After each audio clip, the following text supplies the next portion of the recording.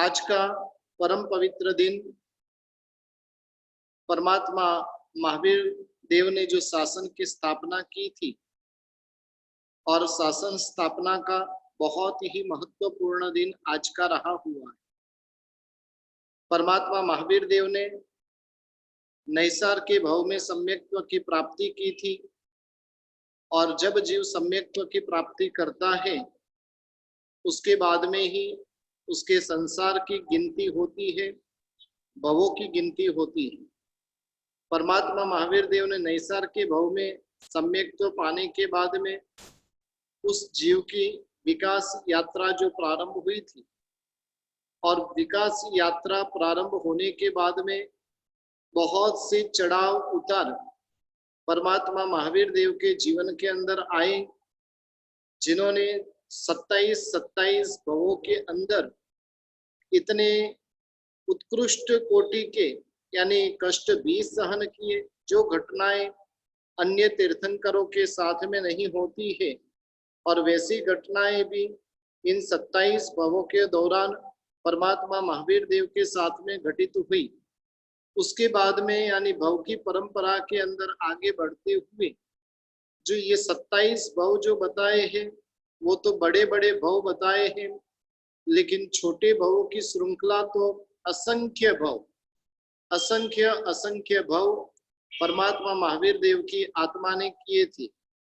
परमात्मा महावीर देव जिन्होंने करीब सम्यक्त्व पाने के बाद भी एक कोड़ी सागरोपम तक संसार के अंदर परिभ्रमण किया और परिभ्रमण करने के बाद में 25वें भव के अंदर नंदन राजर्षि के भव के अंदर परमात्मा ने सभी जीव करु शासन रसी की मंगलमय भावना और इस भावना के साथ साथ में विशेष स्थानक का जो भव्य दिव्य जो तप किया, 11,80,645 मासिक श्रवण की दीर्घ तपश्चर्या नंदन राजर्षि के भव में परमात्मा महावीर देव ने की थी और जिसके फल श्रुति के स्वरूप में 27वां भव उनको जो प्रभु महावीर के स्वरूप में प्राप्त हुआ। आषाढ़ सुदी छठ के दिन परमात्मा देवलोक से देवानंदा माता की कुक्षी के अंदर प्रभु अवतरित हुए थे और वहां पर 82.5 दिन तक रहने के बाद में हरिणी गमीसी देव ने प्रभु को त्रिशला माता की कुक्षी के अंदर ट्रांसफर किया था और चैत्र सुदी 13 के दिन परमात्मा का जन्म कल्याणक हुआ था। प्रभु के जो कल्याणक होते हैं वो विश्व का मंगल करने वाले होते हैं और ऐसे चैत्र सुदी 13 के दिन प्रभु का जन्म हुआ। जन्म होने के बाद में परमात्मा का जो जन्म महोत्सव इंद्रादि देवों ने मेरु पर्वत के शिखर के ऊपर मनाया और उसके बाद में धीरे धीरे परमात्मा बाल्य अवस्था अपनी पसार करते हैं और ऐसे करते करते परमात्मा जब गर्भ के अंदर होते हैं और तभी ही वो संकल्प करते हैं कि जब तक माता पिता जीवित रहेंगे तब तक मैं संयम अंगीकार नहीं करूंगा। वो यानी अवधि ज्ञान के माध्यम से भवितव्यता जानते हैं कि यदि मैं दीक्षा ले लूंगा तो माँ बाप को इतना आघात लगेगा और वो आघात लगने के कारण उनकी मृत्यु हो जाएगी और जिस कारण से परमात्मा ने इतना भीष्म संकल्प किया कि जब तक माता पिता जीवित है तब तक मैं संयम अंगीकार नहीं करूंगा।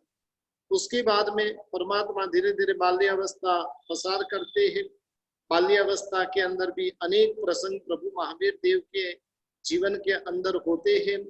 प्रभु का पाठशाला गमन, प्रभु को इंद्रादि आकर भी प्रभु के बल की परीक्षा करते हैं और ऐसे करते करते 28 साल के जब प्रभु वीर होते हैं और तब उनके माता पिता स्वर्गवास हो जाते हैं।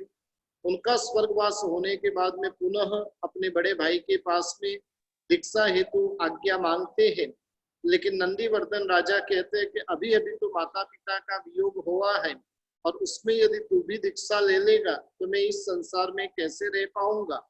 फिर पुनः प्रभु ने यानी संसार में रहना मंजूर किया और 30 साल की उम्र में परमात्मा ने दीक्षा ग्रहण की। मक्सर वदी दशमी के दिन परमात्मा ने दीक्षा ग्रहण की और दीक्षा ग्रहण करने के बाद में जब प्रभु ने दीक्षा ग्रहण की तो सबको प्रभु से प्रेम था, लेकिन फिर भी प्रभु के साथ में दीक्षा लेने के लिए कोई भी नहीं गया साथ में। प्रभु जब दीक्षा लेने के लिए निकले तो अकेले ही थे, और अकेले ही वीर योद्धा बनकर 12.5 साल तक जिन्होंने भयंकर कष्टों का, उपसर्गों को, परिसहों को सहन किया। और ऐसे सहन करते करते जब 12.5 साल का समय व्यतीत हुआ, यानी प्रभु जब 42.5 साल के हुए, तब वैशाख शुक्ल दशमी के दिन प्रभु को 4 घाती कर्मों के क्षय से प्रकट होने वाला ऐसे केवल ज्ञान और केवल दर्शन की प्राप्ति कल के दिन परमात्मा ने की थी।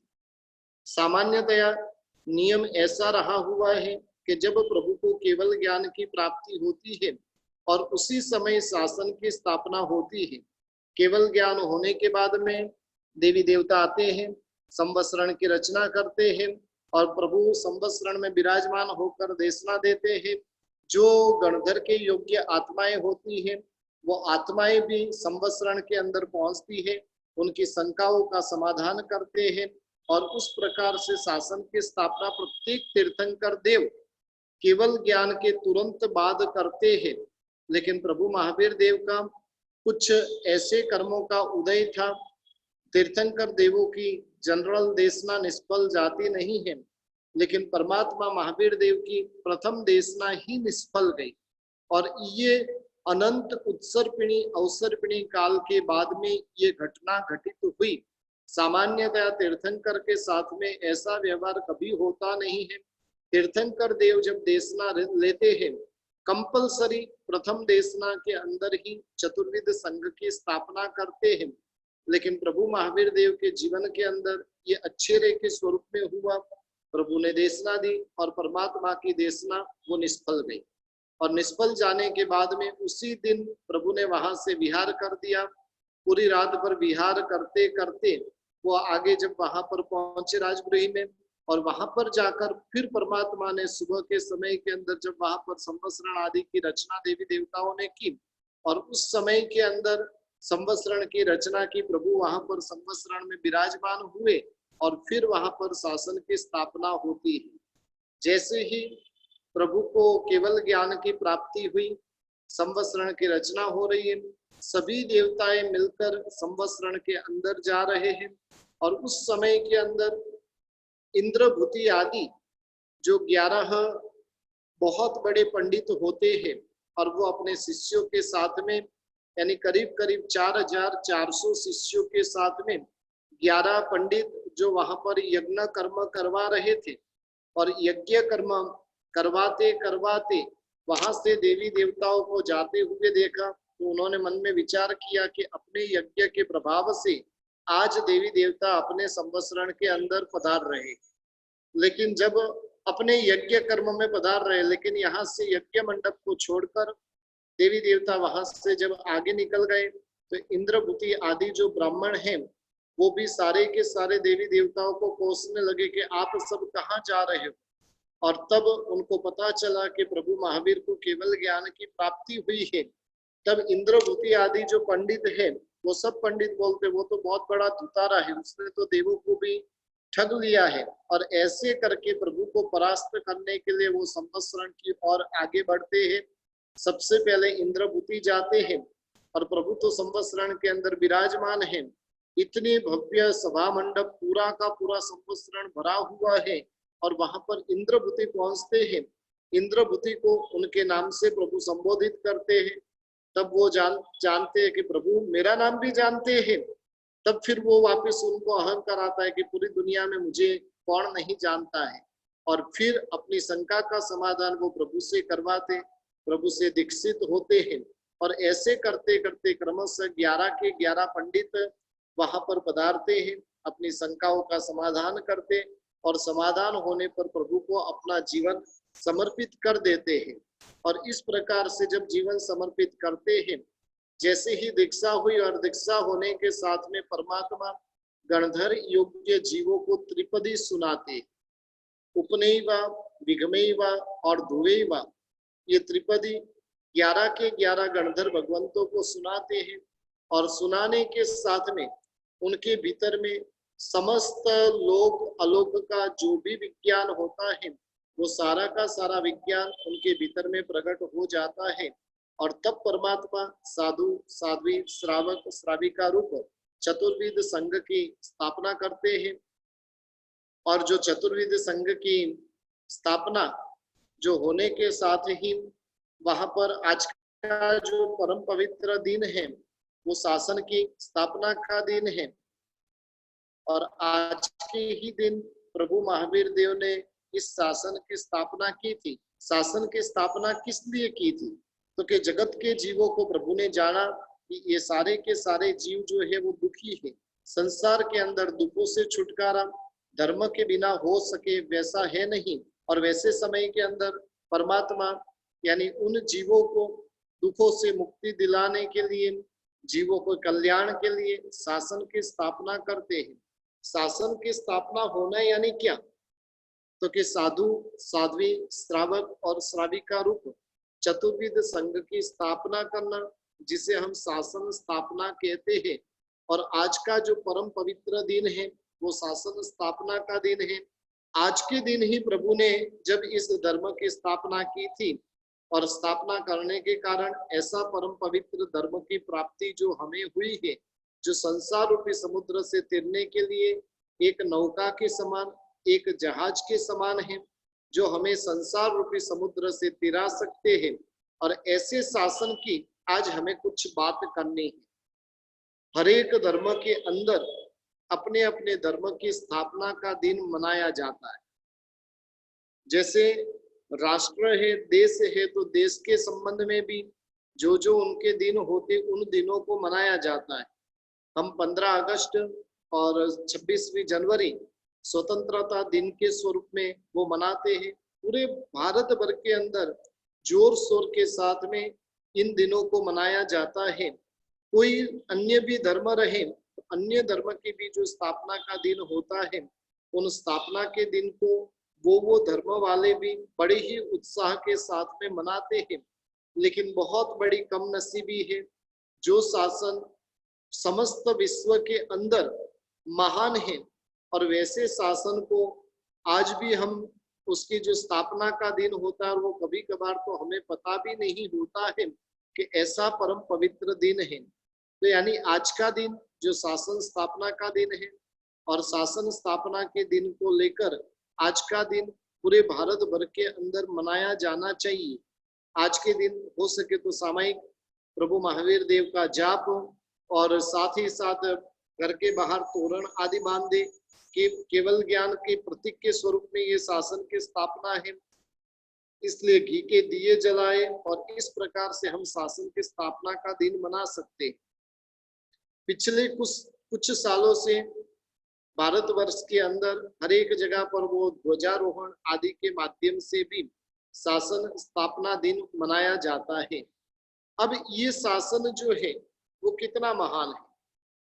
2500 साल तक ये शासन चलता ही आ रहा है और वो शासन की कुछ विशेषताएं हम जब तपोवन के अंदर पढ़ते थे और उस समय के अंदर हमें सुबह में उठते ही यानी सुबह में 5:30 बजे शासन वंदना गीत यानी शासन ध्वज जो होता था और वो ध्वज को वंदन करने के लिए एक गीत लिया जाता था। तो वही गीत को लेकर आज अपन कुछ विवेचना करने जा रहे हैं। बहुत ही प्यारा सा वो गीत है, शायद किसी ने ये गीत की पंक्तियां सुनी हुई भी रहेगी, लेकिन उसके माध्यम से शासन स्थापना क्या होती है, शासन के लिए क्या क्या जरूरी है, हमें शासन के लिए क्या क्या बलिदान देना चाहिए, और उसके संबंध में आज अभी हम यहाँ पर बातें करने जा रहे हैं। स्तवन की पंक्ति है, जिन शासन ने वंदन करता आनंद अति उबराए, एनी रक्षा करवा काजे जीवन अर्पण करिए, वीरबाल को वीरबाल को वीरबाल को। बहुत सुंदर बात यहाँ पर शुरुआत में ही बताई, जिन शासन ने वंदन करता आनंद अति उभराए। जिन शासन वो सर्वोच्च शासन रहा हुआ, जिन शासन एकमात्र शासन ऐसा है जो अनादिकाल से संसार में भटक रही हमारी आत्मा को अपनी सही दिशा मोक्ष रूपी मंजिल को पावन प्राप्त कराने वाला है। और ऐसे जिन शासन को वंदन करते समय क्या होना चाहिए, तो कि भीतर में आनंद की प्राप्ति होनी चाहिए। आज के दिन प्रभु महावीर देव ने शासन की स्थापना की थी। हमारी आत्मा का उत्थान करने के लिए परमात्मा महावीर देव ने एक बहुत सुंदर मार्ग जो आज के दिन परमात्मा महावीर देव ने स्थापित किया था।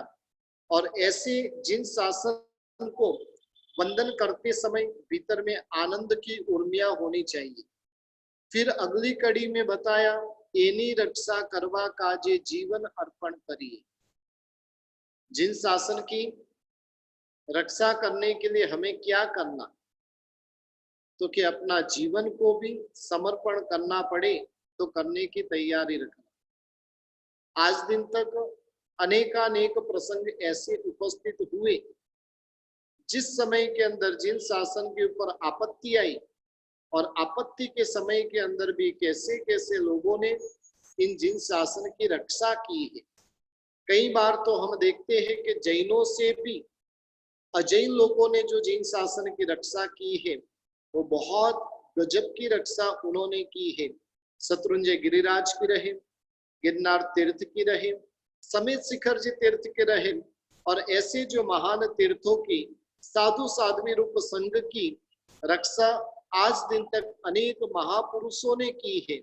और हमें भी ऐसे जिन शासन की रक्षा के लिए सदा के लिए तैयार रहना चाहिए। हम सभी वीर बालक हैं, यानी प्रभु महावीर के हम संतान हैं। और ऐसी प्रभु महावीर की जो संतान होती है वो कायर नहीं होती है। प्रभु महावीर की संतान अहिंसा प्रेमी जरूर होती है, लेकिन कायर नहीं होती है। जब अवसर उपस्थित होता है तो शासन की रक्षा के लिए अपना बलिदान देने की भी तैयारी रखते हैं। और ऐसे जिन शासन की रक्षा करने के लिए हम सभी को भी अपना जीवन भी अर्पण करने की तैयारी रखनी चाहिए। आज भी जिन शासन का दीपक आज के दिन ही प्रभु महावीर देव ने जो 2600 साल पूर्व में जो प्रकट किया था, और उस दीपक के अंदर कई साधु संत जो है अपना जीवन जिन शासन को समर्पित कर कर उस दीपक को ज्वलंत रखने के लिए कुछ न कुछ प्रयास कर रहे हैं। उस दीपक के अंदर घी पुरने का काम आज भी साधु संत कर रहे हैं। और इतनी गजब से शासन की जो प्रभावना वगैरह ये साधु संत करते हैं। जिन शासन को जीवंत रखने का कार्य यदि वर्तमान में कोई कर रहे हैं तो वो ये साधु साध्वी जी भगवंत हैं। और वो जिन शासन रूपी दीपक को सदा प्रज्वलित रखने के लिए प्रयत्नशील है। और ऐसे जिन शासन के लिए हमें भी जीवन अर्पण करने की भी तैयारी रखनी चाहिए। उसके बाद में अगली कड़ी के अंदर बताया, स्वनु जीवन प्रथम आपने शुद्धि युक्त करसु। स्वनु जीवन यानी अपना जीवन सबसे पहले हमें कैसा बनाना है, तो कि शुद्धि युक्त बनाना है। आत्मा की जीवन की एक प्रकार की शुद्धि होनी चाहिए। जीवन की शुद्धि लाने के लिए मन को पवित्र, तन को पवित्र और वचन को पवित्र बनाना होता है। यानी मन, वचन और काया की जब पवित्रता प्राप्त होती है तो जीवन की शुद्धि प्राप्त हो सकती है। वर्तमान में हम हमारा जीवन देखने जाते हैं तो वो अशुद्ध बना हुआ है। जहां पर किसी भी प्रकार की शुद्धि, विशेष प्रकार की शुद्धि हमारे भीतर में देखने को नहीं मिलती है। और जिसके कारण सबसे पहले बताया कि सोनु जीवन प्रथम आपने शुद्धि युक्त करसु। अपने जीवन को ही, अपने जीवन की इस प्रकार की पवित्रता को हम पहले सबसे पहले नंबर में स्थापित करेंगे। जीवन की पवित्रता कैसे प्राप्त होगी, तो कि पक्षी मैत्री ने भक्ति ना दावे विश्व मात्र मा परसु। क्या करेंगे, अपना जीवन जो है सबसे पहले शुद्धि से युक्त बनाना है। शुद्धि से युक्त यानी क्या, तो कि जीवन को पवित्र बनाने का प्रयास करना है। जीवन पवित्र कैसे होगा? तो कि भक्ति प्लस मैत्री, भक्ति प्लस मैत्री इज इक्वल टू शुद्धि। यानी जीवन की शुद्धि प्रथम नंबर के अंदर भक्ति के माध्यम से, देव गुरु और धर्म की भक्ति, देवों की भक्ति, गुरु की भक्ति, ज्ञान की भक्ति, और इन सभी की भक्ति जब जीवन के अंदर आएगी तो जीवन की शुद्धि हुए बिना रहेगी नहीं। इसलिए क्या बताया, पक्षी मैत्री ने भक्ति ना दावे, जीव मात्र के प्रति मैत्री भावना, जीव मात्र के प्रति की मैत्री भावना, देव गुरु धर्म के प्रति की भक्ति भावना, और ये भक्ति और मैत्री का जब समन्वय होगा तब जाकर क्या होगा, तो कि समस्त विश्व के अंदर जिन शासन की पताका लहराएगी, जिन शासन की ध्वजा को हमें विश्व मात्र में फहराना है, तो कैसे संभवित हो सकता है, तो कि पहले नंबर में भक्ति और दूसरे नंबर में मैत्री, और इन दोनों का जब समन्वय होता है तब जीवन की शुद्धि हुए बिना रहेगी नहीं। और ऐसे करते करते जिन शासन की दिव्य ध्वजा को हम क्या करेंगे, तो कि गगन के ऊपर लहरा सकेंगे। यानी जिन शासन पवित्र कब बनेगा, तो उसके अंदर प्रथम नंबर के अंदर हमें हमारा जीवन पवित्र बनाना चाहिए। जब हमारा जीवन पवित्र बनेगा तब जाकर जिन शासन भी आगे बढ़ पाएगा। जिन शासन पैसों से, कार्यक्रमों से आगे नहीं बढ़ेगा, लेकिन जिन शासन को आगे बढ़ाना है, अभी तो 18,500 साल तक उसको जीवंत रखना है, उसकी जीवंतता कब बनी हुई रहेगी, तो बता रहे कि जब अपने जीवन के अंदर जब शुद्धि प्रकट हो जाएगी, और शुद्धि प्रकट होने के साथ में विश्व मात्र के अंदर इस जिन शासन की दिव्य ध्वजा को लहरा सकेंगे। एक बहुत प्यारा सा भजन जो था, और उसके अंदर बताया था कि हर गली गली पर झंडे गड़ेंगे देश विदेशों की धरती पर। यानी जिन शासन की जो ध्वजा है वो देश और विदेश सर्वत्र लहराएगी, लेकिन वो कब लहरा सकती है, जब अपना जीवन पवित्र रहेगा, अपने जीवन की पवित्रता को प्राप्त करेंगे, और ऐसी जब पवित्रता रहेगी तो उसकी असर हमें संपूर्ण विश्व के अंदर देखने को मिल सकती है। और इस प्रकार से जिन शासन को वंदना करनी है। दूसरे नंबर में बताया, साचा छे वितराग ने साची छे निवाणी। वितराग देव जो है वो सच्चे है, वितराग परमात्मा की जो वाणी है वो भी सच्ची है। और क्यों सच्ची है, आप पूरे जगत के अंदर सर्वत्र घूमकर आ जाइए, और सब जगह पर घूमकर आएंगे तो जैन धर्म जितना महान धर्म आपको कोई भी नहीं दिखेगा।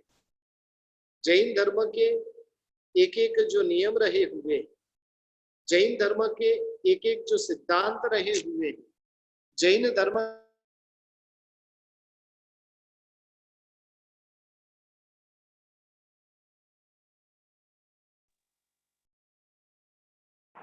गुरुजी आवाज बंद हो गई है। हाँ, क्या हुआ? पूरी आवाज बंद हो गई है। अब क्या करूं, बोलो। अभी आ रही है, अभी आ रही है गुरुजी, आप बोलो। अभी आ रही है। हाँ अभी आ रही है। नेट में प्रॉब्लम लगती है। हाँ गुरुजी। यानी दूसरे नंबर के अंदर जो बता रहे हैं, सच्चे वो वितराग देव है। इस दुनिया के अंदर अरिहंत के समान कोई देव नहीं है। अरिहंत जो हमारे देव है, उन देव का हम जब स्वरूप देखते हैं, उनकी जब बातें सुनते हैं, कितना पवित्र जीवन वितराग परमात्मा का होता है। जिनके जीवन के अंदर अज्ञान नहीं है, जिनके जीवन के अंदर मोह नहीं है, जिनके जीवन के अंदर राग द्वेष नहीं है, अज्ञान मोह और राग द्वेष से रहित अरिहंतों का जीवन होता है।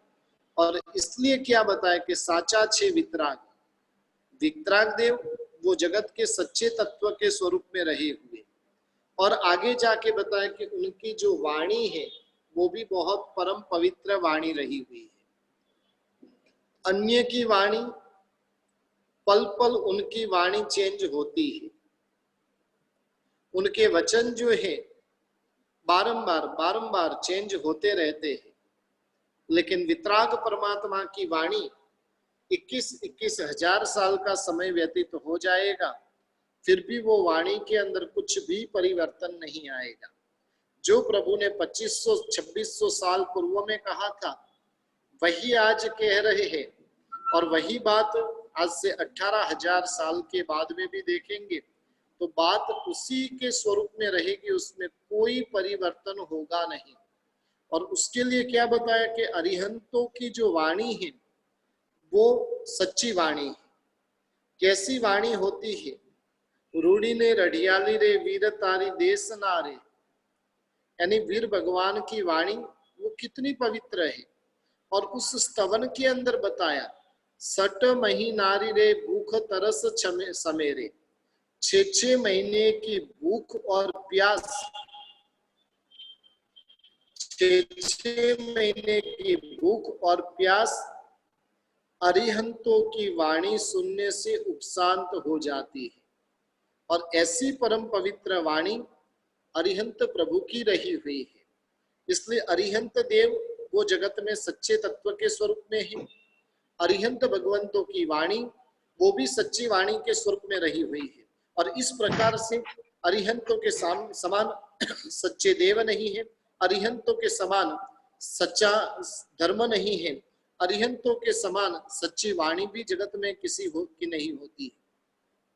आधार छे प्रभु आज्ञा बाकी धूल धानी, यानी इस जगत के अंदर आधारभूत क्या है तो कि परमात्मा की आज्ञा, प्रभु की आज्ञा वो परम पवित्र आज्ञा रही हुई है।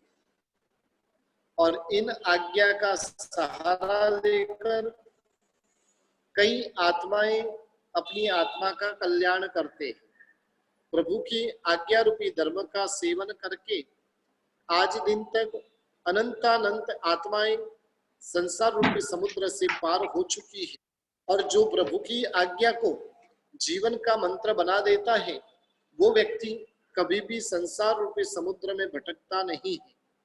और ऐसे जिन शासन की जो आज्ञाएं हैं उन आज्ञा को अपन अपने जीवन के अंदर उतारने वाले बने। आगे जाके बताया कि अपनी सामे आदर सोचे केवा भव्य चमकता, अपने सामने कितने महान आदर्श रहे हुए हैं। आदर्श यानी क्या?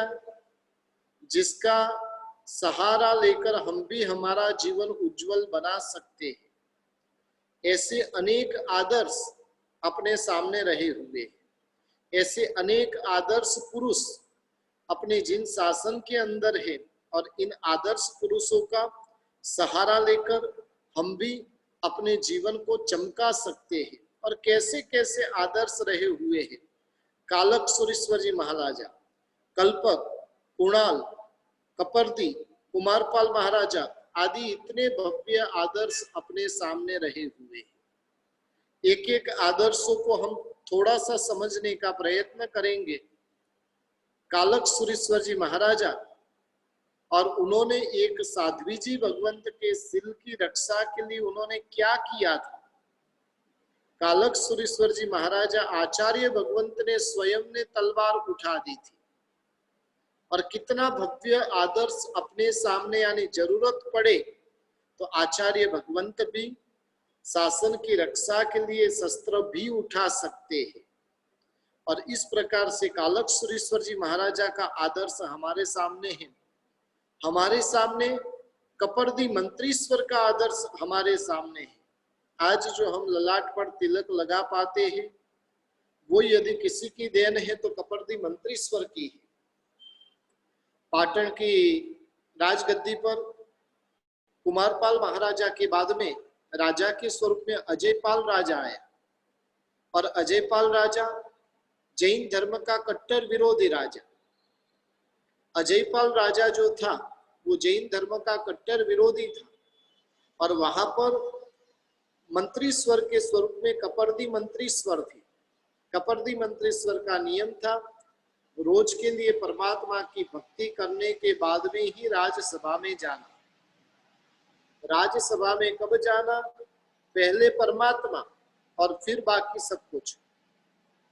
और इस प्रकार से कपर्दी मंत्रीश्वर जब आज राज्यसभा में पहुंचे और उस समय के अंदर राजा ने कह दिया कि राजन, आपके मस्तक के ऊपर जो तिलक लगाया हुआ है और उस तिलक को मिटा दीजिए। हमारी तो कितनी बड़ी कम नसीबी है, इस तिलक को लगाने में हमें लाज आती है, इस तिलक को लगाने में हमें शर्म महसूस होती है। और जिसके कारण कई लोग तो तिलक जो लगाते हैं वो तिलक देखने के लिए हमें कभी कभार तो माइक्रोस्कोप का उपयोग करना पड़ता है। भी इसने बिंदी लगाई है, कितनी छोटी लगाई है। हाँ, पूर्व के काल के अंदर जो माताएं होती थी ना, वो अपना तिलक कितना बड़ा लगाती थी, बहुत ही बड़ा तिलक वो अपने ललाट पर लगाती थी। अपने ग्रुप में भी देखो लीला बहन जुड़े हुए हैं और उन्होंने कितना बड़ा तिलक अपने मस्तक पर लगाया हुआ है। यानी वो सौभाग्य का प्रतीक है। सौभाग्य का जो तिलक होता है वो बड़ा होता है। धर्म का प्रतीक हमारे मस्तक पर रहा हुआ तिलक है। लेकिन बहुत बड़ी कम नसीबी हमारी है, जिस तिलक की रक्षा के लिए कितने कितने कपलों ने बलिदान दे दिया और वो तिलक लगाने में हमें आज के दिन में शर्म महसूस होती है। तिलक कितनी जगह पर लगाने चाहिए, किसी को ध्यान में है? तिलक हमारे कितने अंगों पर होने चाहिए? और पूजा की ढाल के अंदर बताया, पूजा की ढाल के अंदर बताया।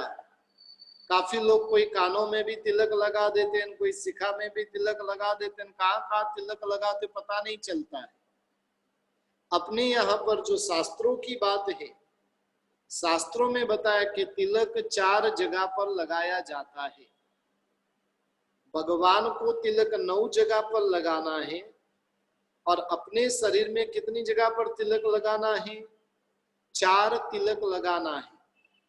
बाल, ललाट के ऊपर, आज्ञा चक्र जो रहा हुआ है और आज्ञा चक्र के ऊपर तिलक लगाना है। दूसरे नंबर के अंदर बताया कि कंठ में तिलक लगाना है। कंठ यानी ये गले के भाग में तिलक लगाना है। तीसरे नंबर के अंदर हृदय के ऊपर तिलक लगाना है। बार, कंठ, उर, हृदय के ऊपर तिलक लगाना है। और चौथे नंबर के अंदर नाभि के ऊपर तिलक लगाना है। बाल, कंठ, उर, उदर में, यानी इस प्रकार से 4 जगह पर पूजा करने वालों को तिलक लगाना होता है। फिर से 1, 2, 3 और पेट के ऊपर 4, ऐसे 4 जगह पर पूजा करने वाले को, भाइयों को और बहनों को, सबको भी ये 4 जगह पर तिलक लगाने की बात रही हुई। और क्यों ये 4 तिलक लगाना? यहाँ पर आज्ञा चक्र है। जैसे ही आप आज्ञा चक्र पे तिलक लगाते हो, यानी आपको कल्पना करनी है कि प्रभु अब जो कुछ भी करूंगा तेरी आज्ञा के मुताबिक करूंगा। आज से, अभी से मैं तेरी आज्ञा को सिर पे चढ़ाता हूं और उसके लिए तिलक लगाना है। कंठ पे क्यों? जो कुछ बोलूंगा वो तेरी आज्ञा मुताबिक होगा। हृदय के ऊपर क्यों? जो कुछ सोचूंगा, जो कुछ भी हृदय की जो धड़कनें चलेगी वो तेरी आज्ञा से चलेगी। और पेट के ऊपर क्यों? नाभि मंडल, पेट, वहां पर क्यों? तो कि पेट के अंदर जो कुछ भी पधराऊंगा वो तेरी आज्ञा मुताबिक का पधराऊंगा। या तो नाड़ी तंत्र से जो जो बातें निकलेगी वो सब तेरी आज्ञा अनुसार रहेगी। और इसलिए ये 4 जगह पर तिलक करना होता है। लेकिन बहुत बड़ी कम नसीबी है कि तिलक करने में हमें संकोच होता है। तिलक करने में हम शर्म महसूस करते हैं। कपर्दी मंत्रीश्वर ने एक तिलक की सुरक्षा के लिए कितना बड़ा बलिदान दिया था। और वो पाटन की भव्यता का जब इतिहास हम पढ़ते हैं तो पता छुट्टी पूरी और चटनी है खाते जाके। एक तिलक की रक्षा के लिए कपर्दी मंत्रीश्वर ने अपनी जान की बाजी लगाने के लिए तैयारी कर दी थी। और मंत्रीश्वर ने पाटन के अंदर, पाटन के आजू बाजू के जो जो जैन संघ थे उन जैन संघों की मीटिंग बुलाई और मीटिंग बुलाकर सब संघों के ट्रस्टी, पदाधिकारीगण, मुख्य मुख्य जो श्रावक, चतुर्विद संघ वहां पर इकट्ठा हुआ। और इकट्ठा होने के बाद में सोचते कि अब ये तिलक की रक्षा के लिए क्या करना। राजा ने कह दिया है या तो तिलक बचेगा और या तो मरने के लिए तैयार हो जाओ। राजा ने कह दिया है कि कल जब राज्यसभा में आते हो तब आपके मस्तक के ऊपर तिलक नहीं होना चाहिए, और यदि तिलक रहा तो तेल की कढ़ाई के अंदर मरने की तैयारी रखना। और ऐसी आज्ञा अजयपाल राजा ने दे दी है। रात्रि के समय के अंदर समस्त जैन संघ की मीटिंग रखी हुई है। कई युवा युवती भी उस मीटिंग के अंदर आए हैं और सैकड़ों युगल जिनकी नई नई शादियां हुई थी और वैसे युगल बलिदान के लिए तैयार हो गए। एक एक युगल आते हैं, नहीं हम बलिदान देने के लिए तैयार है, हम तेल की कढ़ाई में डूबेंगे, बजिए की तरह तले जाएंगे, परवाह नहीं, लेकिन जिन शासन की हम रक्षा करके रहेंगे। और ऐसे करते करते सैकड़ों कपल तैयार हो गए मरने के लिए। दूसरे दिन बुलाया गया मंत्रीश्वर को, सकल श्री संघ के साथ में मंत्रीश्वर पधारे हैं और बोला भाई ये तिलक मिटाओ। सबने बोल दिया तिलक तो नहीं मिटेगा, और आज के दिन तो विशेष तिलक करके सब आए हुए थे, ये तिलक कोई काल में नहीं मिटेगा, तो कि मरने के लिए तैयार हो जाओ। और एक एक कपल आता है और तिलक अमर रहो, तिलक अमर रहो बोलते जाते हैं। और तेल की कढ़ाई में, गरम गरम तेल की कढ़ाई में कूदते जाते हैं, भजिए की तरह उनको तला जाता है। और ऐसे एक दो नहीं, 21 कपलों ने जब बलिदान दिया था तब जाकर तब राजा ने कहा कि नहीं अब ये हिंसा मुझसे नहीं देखी जाती है, आज से आपका तिलक अमर रहेगा। और इतना भव्य बलिदान दिया तब जाकर हम मस्तक के ऊपर तिलक लगाने के अधिकारी हैं। लेकिन बड़ी कम नसीबी है कि वो तिलक लगाने में हमें शर्म महसूस होती है। वो तिलक काफी लोग तो है ना मंदिर में रहे तब लगाते, मंदिर से जैसे ही निकले और वो तिलक निकाल देते। नहीं, ये तिलक दिन में कितनी भी बार मुंह धो के कुछ भी हो, ये तिलक तो निकलना ही नहीं चाहिए। कोई भी हालत में ये तिलक अखंड रहेगा। इस तिलक की लाज को हम गिरने नहीं देंगे। ये तिलक लगाकर फिर अपवित्र स्थानों में हम जा नहीं सकते। ये तिलक लगाया है इसलिए कुछ भी खाना रहेगा तो सोचना पड़ेगा प्रभु की आज्ञा क्या है। ये तिलक लगाया है, सोचना पड़ेगा ऐसा अकार्य में कर सकता हूँ। तिलक लगाने के बाद में दुकान पर जाकर बैठोगे और वहां पर किसी के साथ में अनीति भी कर सकते नहीं है, क्योंकि ये तिलक की एक मर्यादा है। ऐसी तिलक की रक्षा के लिए कैसे कैसे जिन शासन का भव्य इतिहास रहा हुआ है जिसकी हम कल्पना भी नहीं कर सकते हैं। और ऐसा भव्य इतिहास जिन शासन का रहा हुआ है, 900 भगवान महावीर देव के निर्वाण के 993 साल के 983 साल के बाद में शास्त्र लेखन का कार्य बल्लभीपुर के अंदर प्रारंभ हुआ। आप सोचिए कि जहां पर आचार्य 500 रहेंगे, साधु कितने रहेंगे? एक आचार्य इज इक्वल टू 10-15 तो साधु मिनिमम रहेंगे, यानी 500 आचार्य, 10,000 साधु संत, साध्वी जी भगवंत कितने रहेंगे? और इतने सारे साधु संतों को संभालने का काम अकेले वल्लभीपुर ने किया था। कितने ही सालों तक शासन लेखन का कार्य हुआ और ऐसे ऐसे जब शासन की सेवा होती है तब जाकर ये शासन देदीप्यमान बनता है। अपने सामने जो कुमारपाल महाराजा का जो आदर्श है, कितना भव्य आदर्श अपने सन्मुख रहा हुआ है।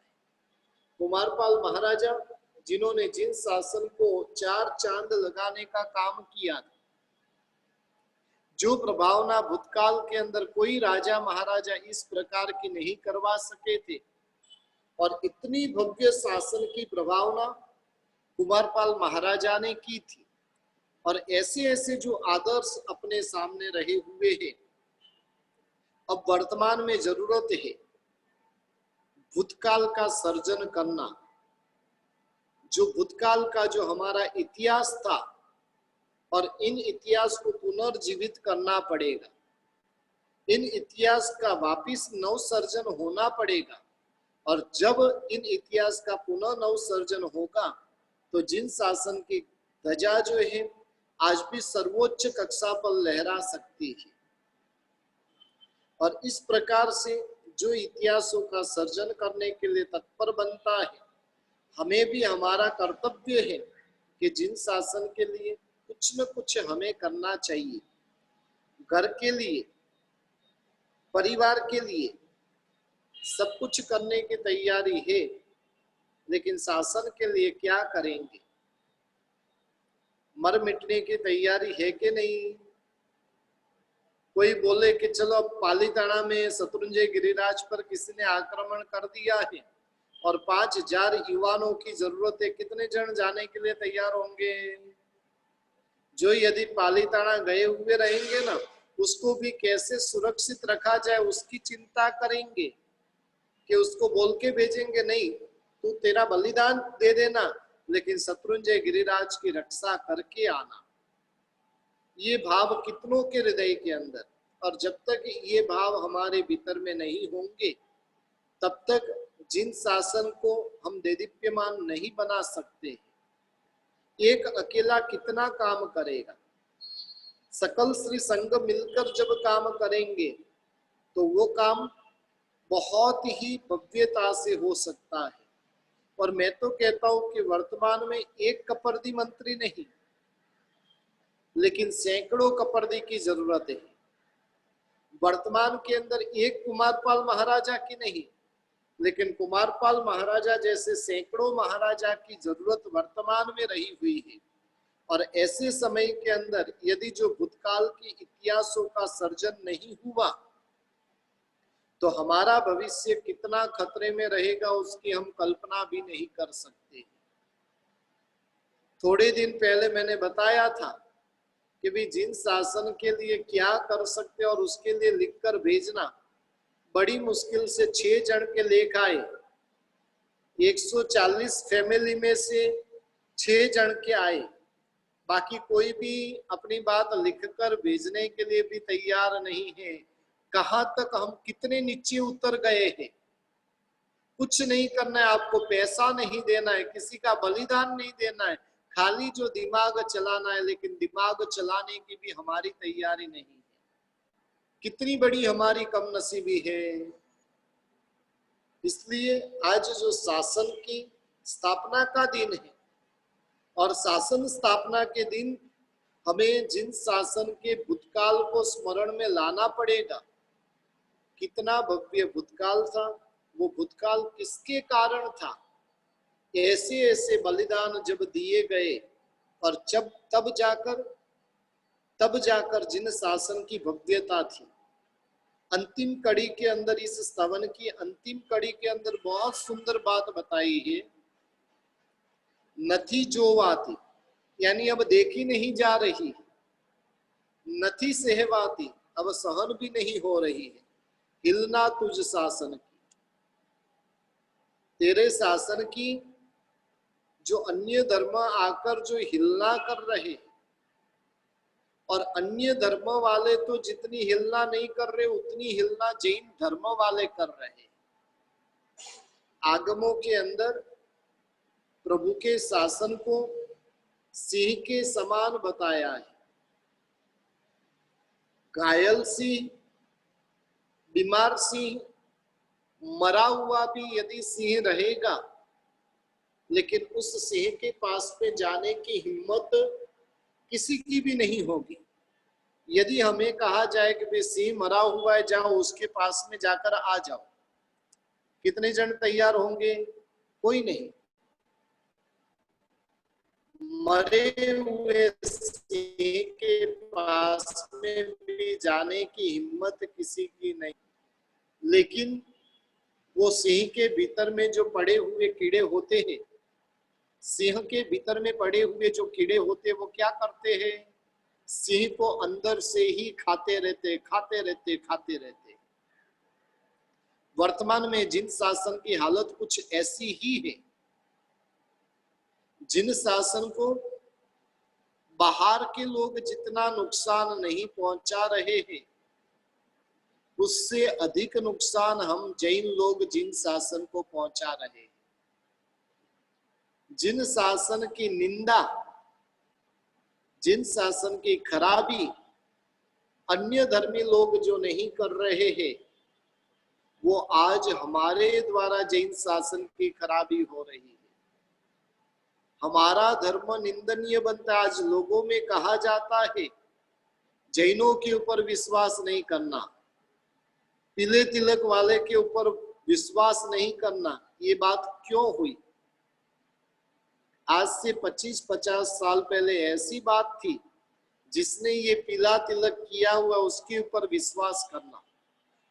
पूरे गांव में पीले तिलक वाले का एक घर होता था, लेकिन पूरा गांव उसकी मानता था। आपने आपके बचपन के अंदर ये सारी घटनाएं देखी होगी। एक जैन रहता और उस जैन का सजेशन लेने के लिए पूरा गांव आता। उसने यदि अपनी बात कह दी तो उस बात को कोई नकारता नहीं था, सब उस बात को स्वीकार करते थे। लेकिन वर्तमान में हमने जैन शासन की हालत कैसी करके रख दी है? लोगों के मुंह से निकलता है जैनों पे तो भरोसा नहीं करना। अरे काफी बार तो अपने जैनों के मुंह से निकलता है कि नहीं जैन है तो उसके ऊपर भरोसा नहीं करना। इसलिए बताया गया कि नथी रहवाती नहीं नथी सहवाती हिलना तुझ शासन में।